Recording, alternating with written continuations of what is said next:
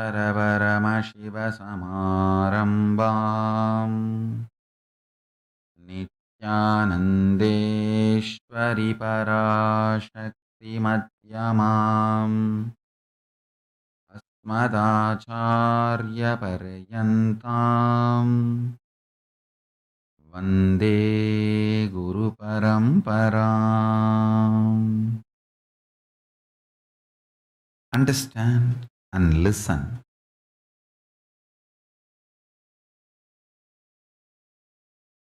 The pleasures, Sukha and Bhoga, bliss, joy and ecstasy, feeling good and great inside, peace, conflict-free inner space, all these are rooted in oneness. Whether external or internal is established in oneness. The oneness which can continue to exist in you for a longer period, you call it with higher words like Ananda, Bliss, Paravasa, Bhava, Samadhi, all that. The oneness which your system is not able to retain or sustain, we call it Sukha, pleasure, happiness. Fundamentally, they both are different in their expression and quantity and its influence over your system, but both are rooted in oneness. So if the oneness is generated in your consciousness or your consciousness is nurtured by oneness, understand, you nurturing your oneness is sadhana. When your consciousness nurturing your oneness is Shakti. You, what you call as you nurturing the oneness is spiritual practice. And that supreme oneness nurturing what you call as you is Shakti Avishkarana, power manifestation.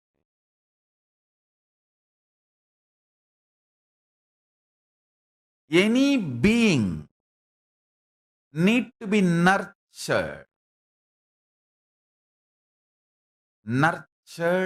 with the real gift, oneness. Understand? Love is a poor substitute for oneness. How money is the poor substitute for love. When you are a baby, when parents can't spend time with you, they give you gifts, candy, toy. Only when you grow up, you will understand money, candy, toys are poor substitute for love. Even time is a poor substitute for love. And love is a poor substitute for oneness. Real parents give love, real guru gives oneness. Parents give just attention and gifts are uncle and aunties, not parents. Understand? Friends and family giving attention and gifts is okay. Even parents giving gifts is okay, but substituting gifts to their love is not okay.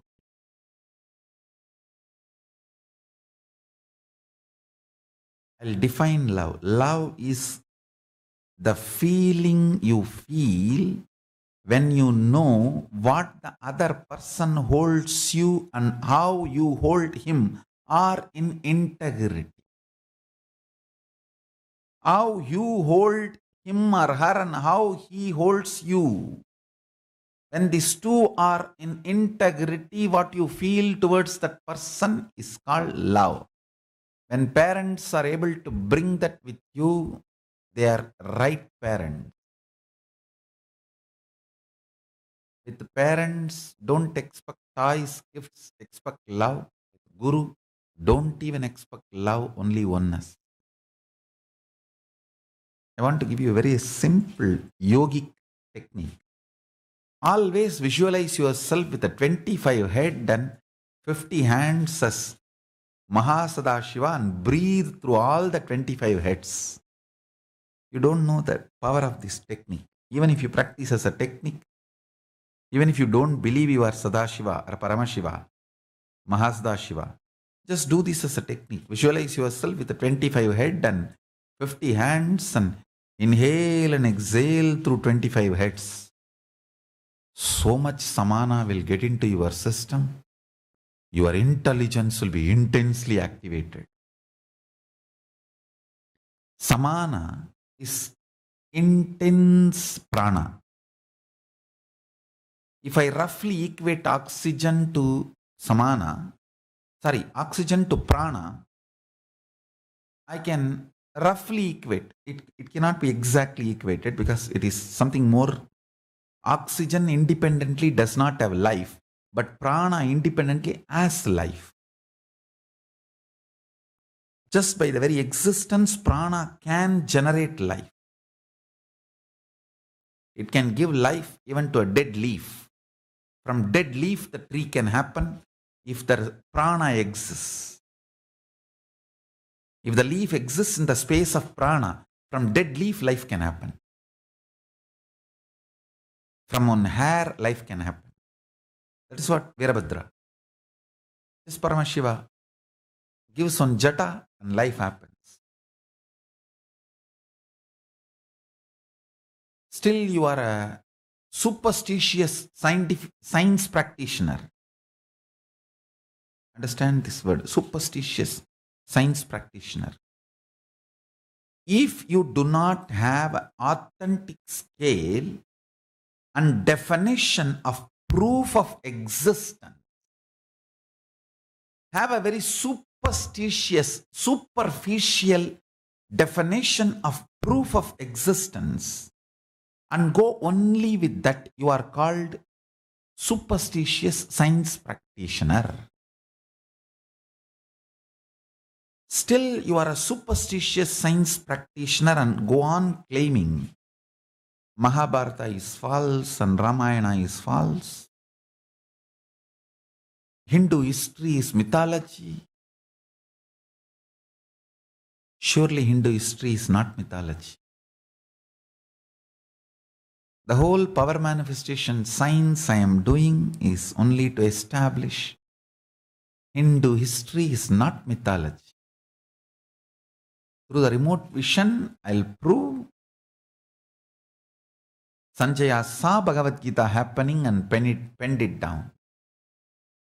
Personality of the integrity. Great beings like Sanjaya. Personality built on integrity. Hey, even the so-called demonic villain characters in Mahabharata, Ramayana, if you see the kind of integrity and power, oh God. Yes, Mandodari may not have been ferocious mother, might have missed bringing up her children in some understandings and cognitions and ideas. But she was an amazing, chaste, most integrated wife. That is why even Krishna could not save his beloveds from the curse of Mandodari. Because the power of Mandodari's integrity. Nobody is able to stop. Understand? This kind of characters can never be imagined. Sorry, not Mandodari, Gandhari. Even Mandodari is extremely chaste. I replaced Ravana's wife. I mistook. Sorry, I used the word Mandodari instead of Gandhari. Actually, the 7 chaste women you are supposed to remember every morning, Mandodari, Gandhari are all one in that. That's why I just exchanged the word. Gandhari is chastity. Even Mandodari is chastity. Gandhari is chastity. This kind of characters can never be imagined. Calling Hindu history as a mythology is one of the worst crime done to the past of the humanity to deny the future of the humanity. Understand? Denying the past of the humanity is denying the future of the humanity. Denying the past glory of the humanity is equivalent to denying the future possibility of the humanity. I am talking for humanity, not even just for Hindus. I am talking for the whole humanity. Ahalya Draupadi Kantari Tara Mandodari Tata. There are some variances which says Ahalya Draupadi Kunti, but there are some says which Ahalya Draupadi Gantari.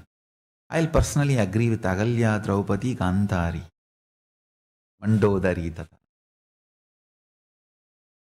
I am not disrespecting Kunti's greatness, but surely when it comes to the integrity and chastity to the husband, I'll put Gandhari a step ahead and more than Kunti. Kunti might have been a great mother,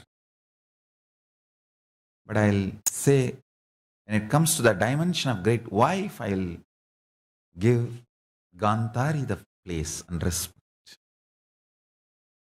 Understand? Son is your success. Husband is your relationship. Relationships need sacrifice. Success needs only vision. Surely sacrifices will be respected more than vision, because sacrifice forms foundation for the vision. Gandhari is sacrifice, Kunti may be vision. Without vision, sacrifice is blind, and without sacrifice, vision can be sometimes unstable. I don't want to say Kunti did not do sacrifice, but her vision was more alive in her than the sacrifice in Gandhari. The sacrifice was more alive than the vision. But one thing I am very clear.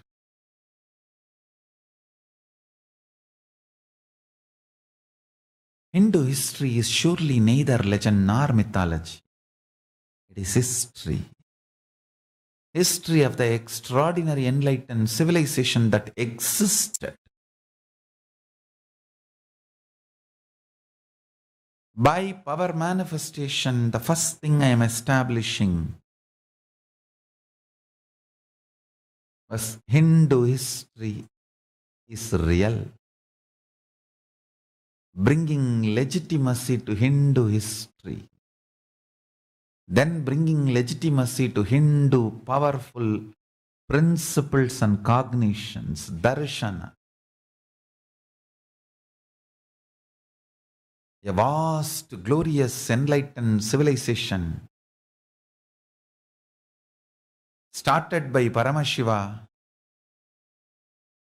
envisioned and expanded and lived in 56 nations and 200 states and 1,700 provinces and through 10,000 sampradayas. in all the 11 dimensions and 14 worlds.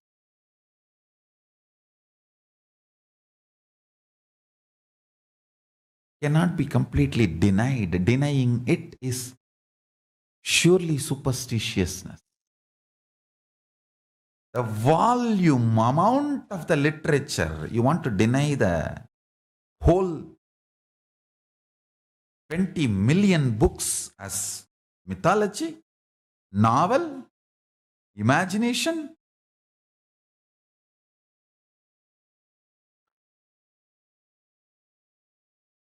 Hey, there's a level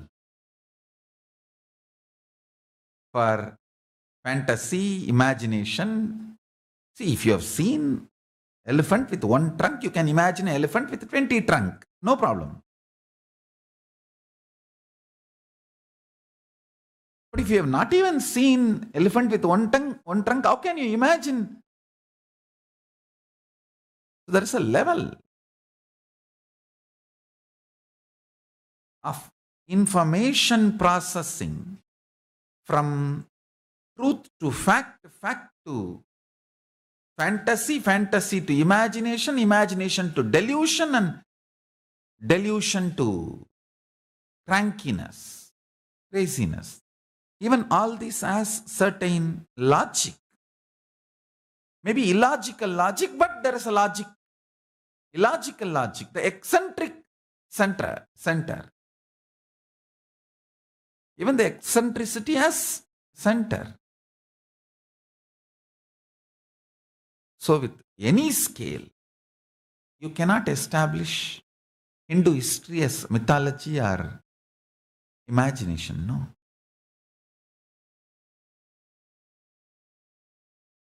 If somebody can imagine to the scale of Vyasa, I will say his space of imagination is much more intense and higher frequency than the reality you perceive or experience or exist.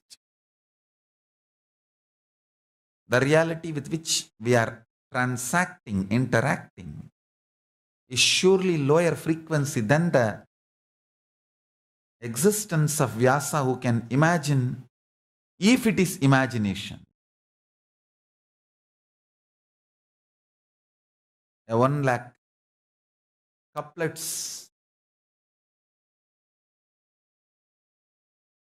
history book, still unbroken record. The world records created by Hindus still unbroken. I can say at least 10,000 still exist. World record created by Hindus unbroken. I'll make a website for it. World records created by Hindus still unchallenged, unbroken. First I'll say Mahabharata.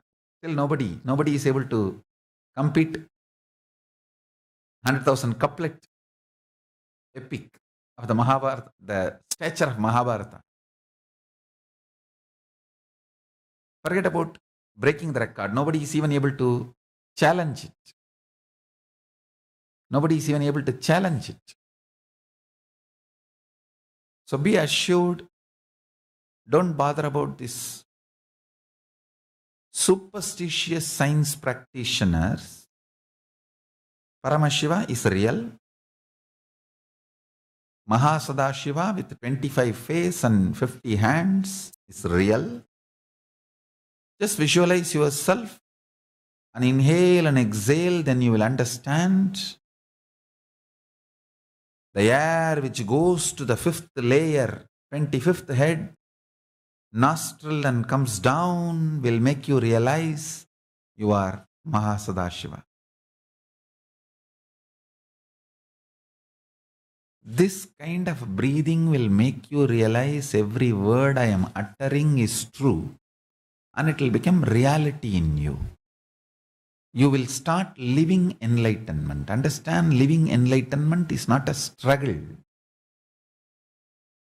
Now I want to tell you, for living enlightenment, you need vision, not sacrifice.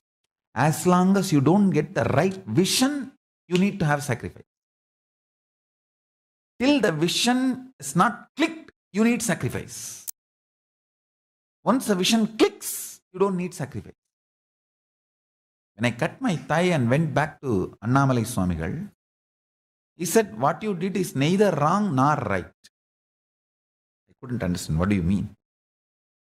He said, because of this cutting yourself, you got the click. Ultimately, that you are not the body. Actually, after that only he gave me the initiation into that Aham Spurana. The methodology of the Aham Spurana by great incarnation, Ramana Maharshi. It was transmitted to me by Annamalai Swamigal. So Ramana Maharshi is my Paramaguru. And Annamalai Swamigal transmitted that Aham Spurana, Anubhava into me, and which became reality when I was 12 in the Pavazhakundru. After that, once Annamalai Swamigal was telling me, now understand the thing you did, cutting your thighs, neither right nor wrong. Because you got the vision, you don't need sacrifice. You don't need to cut yourself again. If Annamalai Swamigal said cutting yourself is right, I would have been continuously doing that everywhere. And all of you will be sitting and cutting yourself. It is not right. Same way, it is not wrong. You need certain kind of a ferociousness to do sacrifice till the vision clicks. That kind of a ferociousness is required for the vision to click. So because the ferociousness is required for the vision to click, the experimenting on yourself, cutting yourself, your thigh was not wrong. Because it is not required regularly, once the vision clicks, it is not right.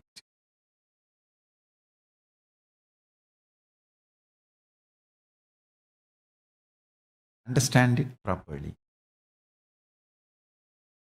Sacrifice is required only till the vision clicks. Once the vision clicks, you don't need sacrifice. Because living enlightenment does not need sacrifice. It only needs the vision clicking in you.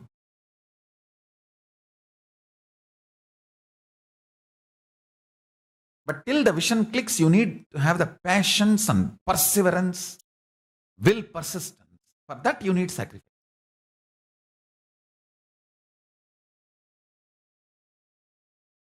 Shivajnana Anuhooti, Shivajnana Anubhava, Paramashivajnana Anuhooti is a vision manifest, not torture or suffering.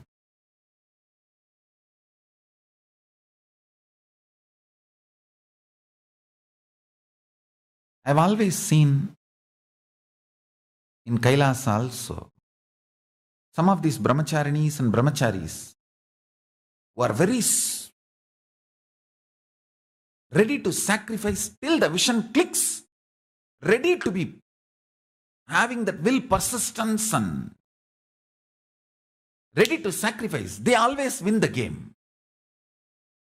But these guys who always have that one leg outside, oh, if it is okay, I will stay, otherwise I will go back. And I will go to home for a few days because I am feeling suffocated and I am feeling bur bur, jir jir, gur gur, gun gun, gun jin, jin jin.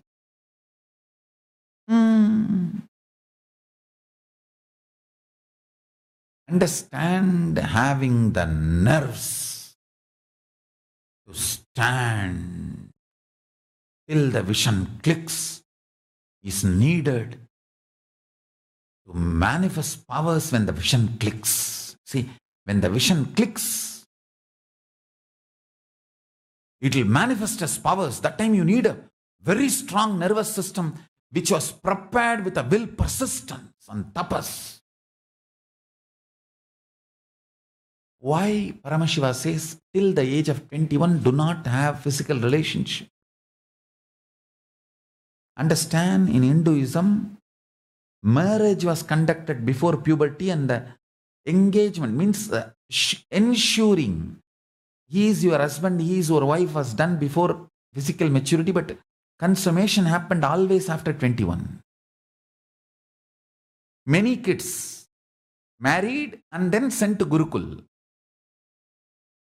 The boy knows his wife is there, but he will study in Gurukul only after 21. He will even meet the wife. Even in Ramayana, after marriage, Rama spends time with Vishwamitra and Arjuna goes for tapas after marriage. So understand, marriage is different, consummating the marriage is different.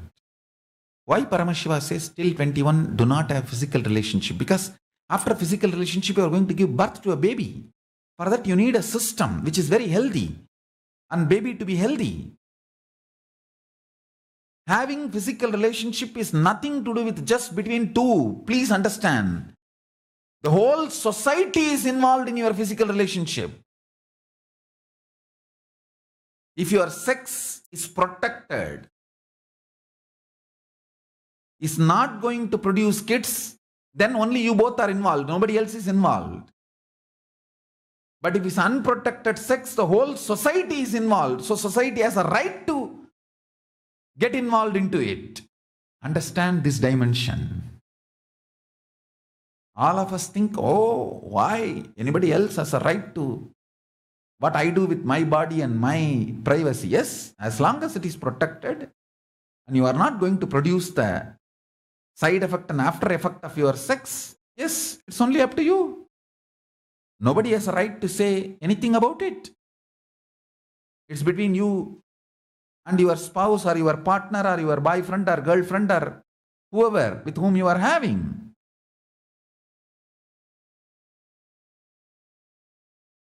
But when you are going to produce a side effect, naturally the other person needs to be involved. If you are going to have a physical relationship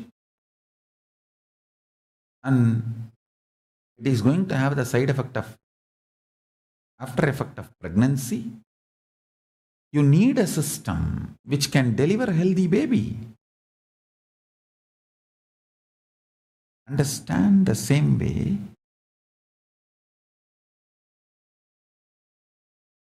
You need a nervous system which is healthy for power manifestation.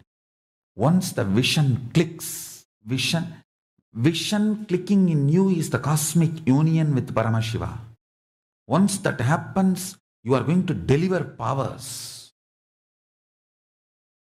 For that you need a strong nervous system which does not get shaken by the society's fear and greed. You please understand, I have always seen a brahmachari or brahmacharini and sannyasi who has a strong nervous system to put up with any pressure till the vision clicks. That will persistence. A person of that strength and tapas and caliber, when the vision clicks in him and the power manifests, he has a very strong nervous system to manifest it as Paramashivatva. Otherwise, when they don't have the stamina to stand with the tapas, they hit some one or two small understandings or idea and radiate their depression as a philosophy. I want to tell all of you, many of my disciples have really had the vision click that Paramashivajnana and manifesting powers and enlightenment experience, but they are all with me within the Sangha with a deep gratitude, radiating, loving, living around me.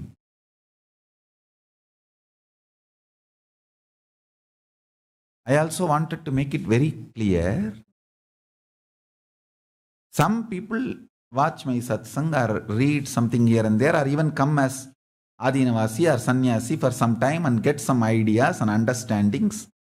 They try to go out and then try to establish themselves as enlightened, all these, that, and try to encash these ideas, commercialize these ideas for their personal interests and vested interests like money or name and fame or whatever attention need or whatever. Their purpose, vested interest, it's up to them. I don't know. Please be very clear. I wanted the whole world to know anything I am offering to the world is functional and useful and complete only in the ecosystem I have created. All the teachings, power manifestation, initiation, everything I am sharing with the world is functional, useful, safe for any practitioner within the ecosystem I created.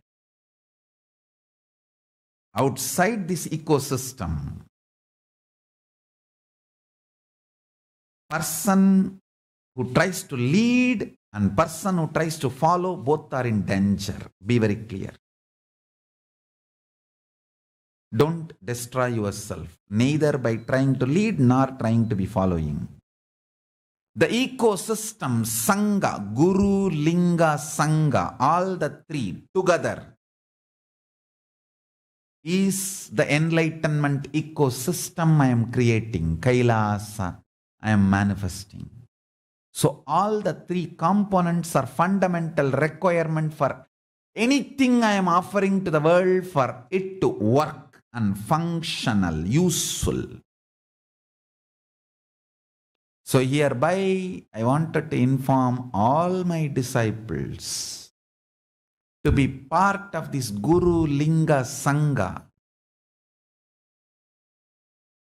Guru is Nityananda, Paramashivam, Linga is all the temples I established, and Sangha is the Kailaasa I have manifested and manifesting.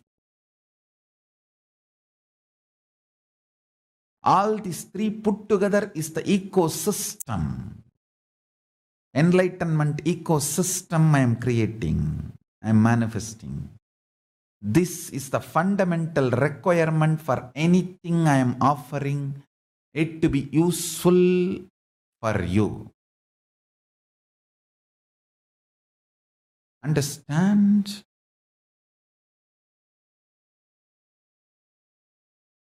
Some people try to claim, oh, if we declare we are enlightened, what is there? We will do. Why?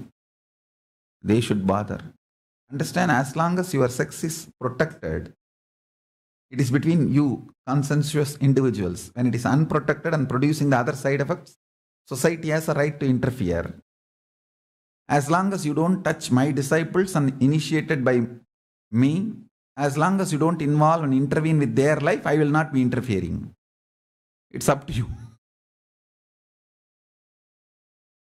When you try to intervene, interfere, confuse my disciples and anybody initiated by me, I have to protect my disciples. It is my responsibility.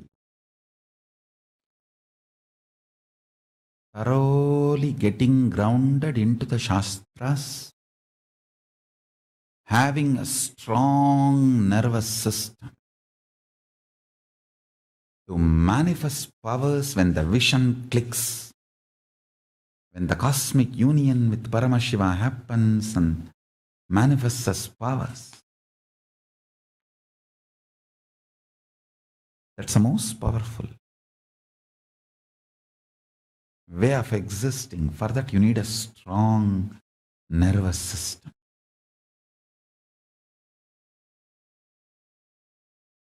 This breathing as Paramashiva will create that strong nervous system in you and make you manifest the vision and powers of Paramashiva. Do it. Let's do it. Vidhi Nisheda. If you want to control people constantly, say do's and don'ts. If you want to liberate people, say don'ts and do's.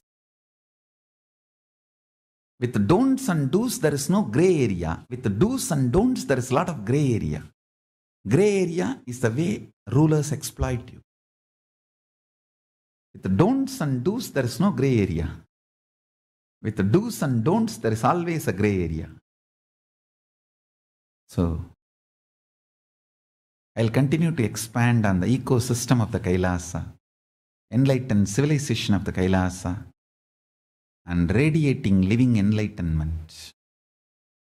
So with this, I bless you all. Let's all radiate with integrity, authenticity, responsibility, enriching, causing, living Shuddhadvaita Saivam.